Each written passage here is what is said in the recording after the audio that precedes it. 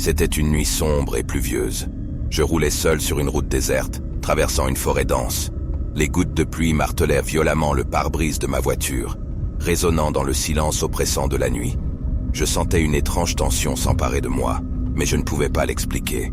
Je secouais la tête pour chasser ces pensées irrationnelles et me concentrais sur la route. Soudain, mes phares éclairèrent une silhouette sombre qui se tenait au bord de la route. C'était une femme, vêtue d'une robe en lambeaux, ses cheveux noirs flottant dans le vent. Son visage était masqué par l'obscurité. Mon instinct me poussait à passer mon chemin, mais quelque chose me disait que je devais l'aider. Après tout, il était tard, et il n'y avait pas d'autres âmes à des kilomètres à la ronde. Je m'arrêtai à côté d'elle et abaissai la vitre. L'odeur de la pluie mouillée pénétra dans la voiture. Elle murmura d'une voix tremblante, « S'il vous plaît, aidez-moi. Ma voiture est en panne et je suis perdu. » Ma compassion l'emporta sur ma méfiance et je lui offris de monter dans ma voiture. Elle s'installa sur le siège passager, tremblante et silencieuse. Je lui demandai où elle voulait aller, mais elle resta muette, regardant fixement la route devant nous. Alors que je conduisais, une atmosphère étrange s'installa. Les bruits de la pluie et du moteur semblaient s'estomper, laissant place à un silence oppressant. La femme se tourna lentement vers moi, ses yeux sombres étrangement lumineux dans l'obscurité. Une bouffée de peur me traversa, mais je m'efforçai de rester calme. Soudain, la femme pointa un doigt vers une intersection. « Tourne ici », dit-elle d'une voix froide et monotone. Je n'avais pas le choix. Je tournai le volant et m'engageai sur la nouvelle route, m'enfonçant encore plus profondément dans la forêt. La pluie se transforma en une averse torrentielle, rendant la visibilité presque nulle. Je serrai le volant, essayant de garder le contrôle de la voiture tandis que des images effrayantes traversèrent mon esprit. Des histoires d'horreur que j'avais entendues dans mon enfance semblaient prendre vie dans cette nuit cauchemardesque. La femme commença à rire, un rire froid et dérangeant qui me glaça le sang. « Tu es piégé, tu sais ?» dit-elle d'une voix sinistre. « Cette route est ma prison, et tu es mon compagnon éternel. » Je me sentais de plus en plus pris au piège, comme si la forêt elle-même conspirait contre moi. Les arbres semblaient se rapprocher de la voiture, leurs branches griffant les fenêtres. Des ombres effrayantes dansaient à travers les phares, créant des illusions diaboliques. La femme me regarda à nouveau, ses yeux brillant d'un éclat démoniaque. « Tu ne t'échapperas jamais », chuchota-t-elle, sa voix résonnant dans ma tête comme un écho sinistre. Je voulus crier, mais aucun son ne sortit de ma bouche. J'étais à la merci de cette force obscure.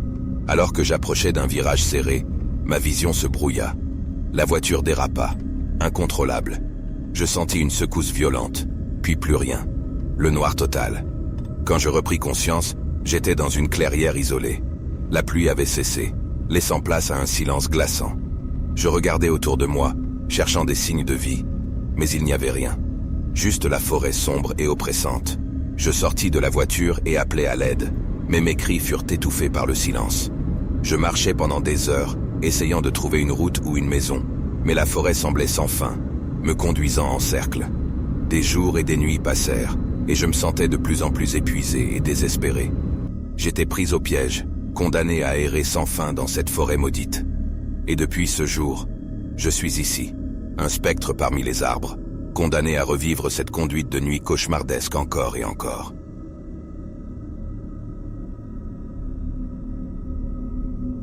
Le vent sifflait à travers les branches sombres des bois.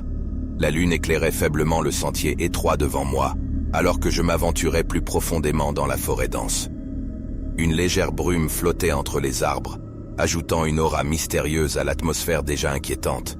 Je ne pouvais m'empêcher de me sentir comme une proie dans cette obscurité oppressante. J'étais en quête d'une aventure, mais je n'aurais jamais pu imaginer ce qui m'attendait. Mon cœur battait la chamade, un mélange d'excitation et de peur. Je ne pouvais m'empêcher de me demander pourquoi j'avais choisi de m'aventurer seul dans cette forêt interdite. Les histoires des habitants du village étaient gravées dans ma mémoire. Un être étrange qui hantait ces bois, se nourrissant des âmes imprudentes qui osaient s'y aventurer. Alors que je continuais à avancer, j'entendis un bruit étrange, un ricanement lugubre qui me glaça le sang.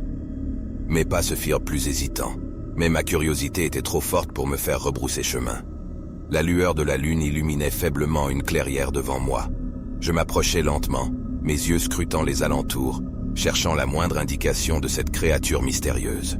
Soudain, je vis une ombre se mouvoir dans l'obscurité. Une silhouette difforme et étrange se dessinait parmi les arbres. Mon instinct me criait de fuir, mais je ne pouvais détourner mon regard. Ses yeux brillaient d'une lueur malveillante, et ses membres étaient tordus et déformés. Un frisson parcourut mon échine alors que je réalisais que j'étais face à la créature elle-même. L'air devint froid et épais, comme si le monde entier retenait son souffle. La créature émit un grognement guttural, et je sentis mon corps se figer d'effroi. Je ne pouvais que la regarder s'approcher lentement, ses griffes grattant le sol avec une sinistre détermination. Son odeur putride emplit mes narines, et je dus réprimer un haut le cœur. Soudain, la créature se lança vers moi avec une rapidité inhumaine. Je courus aussi vite que mes jambes me le permettaient, mais je pouvais sentir sa présence me rattraper. Mes poumons brûlaient douloureusement, et chaque battement de mon cœur résonnait dans mes oreilles. La terreur m'envahissait, mais je refusais de céder à l'abandon. Je trébuchais sur une racine et m'écroulais, désespérément à la recherche d'un moyen de m'échapper. La créature était sur le point de m'atteindre, ses griffes pointues prêtes à me déchirer. Mais alors, un éclair aveuglant illumina la forêt, accompagné d'un puissant grondement. La créature émit un hurlement perçant et disparut dans les ténèbres. Je me relevai, haletant et tremblant. La pluie commença à tomber, lavant la terreur qui s'était emparée de moi. Je scrutais les environs, mais la créature avait disparu, comme si elle n'avait été qu'un cauchemar éphémère. Je me hâtais de quitter ces bois maudits, ne souhaitant plus jamais croiser le chemin de cette créature étrange. Depuis ce jour, je suis resté hanté par cette rencontre terrifiante. Je suis devenu obsédé par les légendes et les histoires sombres qui entourent cette créature mystérieuse. Bien que je ne sois jamais retourné dans ces bois, je me demande toujours si elle rôde toujours dans l'obscurité, attendant sa prochaine victime imprudente. Peut-être que son histoire restera à jamais un mystère, enfoui dans les bois ténébreux où la peur règne en maître.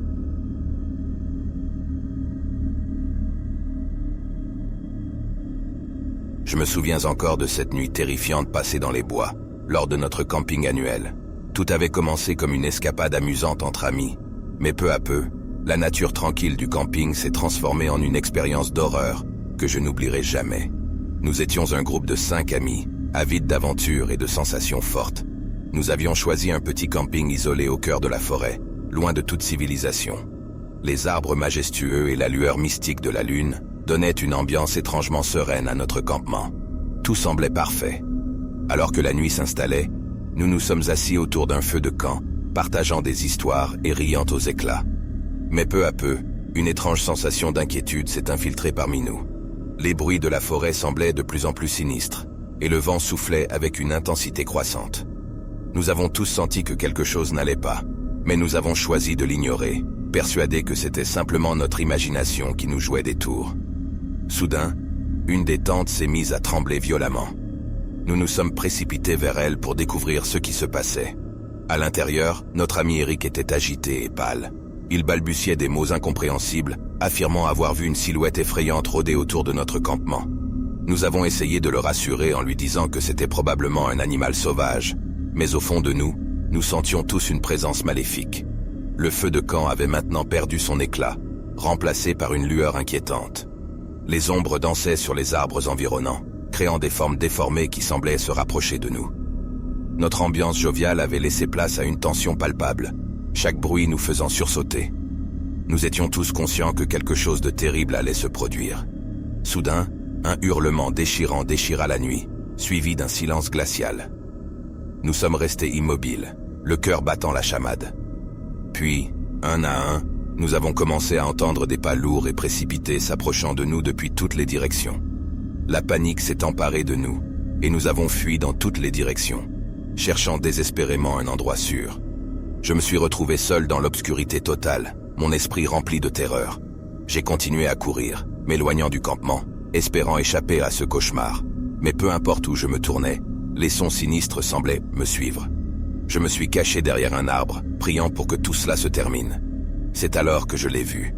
Une silhouette sombre et déformée émergeant des ténèbres, les yeux brillants d'une lueur malveillante.